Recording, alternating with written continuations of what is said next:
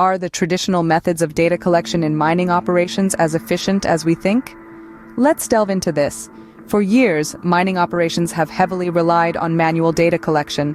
Geologists, surveyors, and other field personnel venture into the mines, confronting dangers and harsh conditions to gather crucial data. This process is not only time-consuming, but it also comes with a hefty price tag. Equipment maintenance, labor costs, and safety measures all add up, making these traditional methods quite expensive. And let's not forget the most significant drawback, the potential risk to human life. Mining sites are fraught with hazards, from cave-ins to gas leaks, and each trip down the mine increases these risks. So, while these traditional methods have served us well in the past, they are not without their flaws. It's clear that the traditional methods have room for improvement, but what could be the solution? Enter AI-powered drone surveys, a revolutionary solution that's changing the face of data collection in mining operations.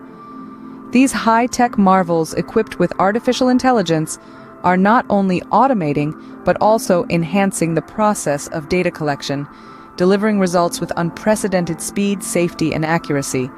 So, how does this work?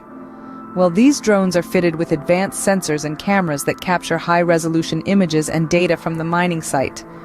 This data is then processed through AI algorithms that can detect and analyze patterns, helping to create a comprehensive and accurate map of the site in a fraction of the time traditional methods would take.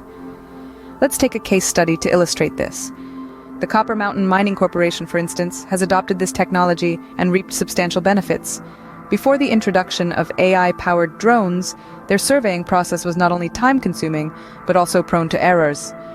However, with the introduction of these drones, they have managed to reduce their data collection time by a staggering 75%. Not only that,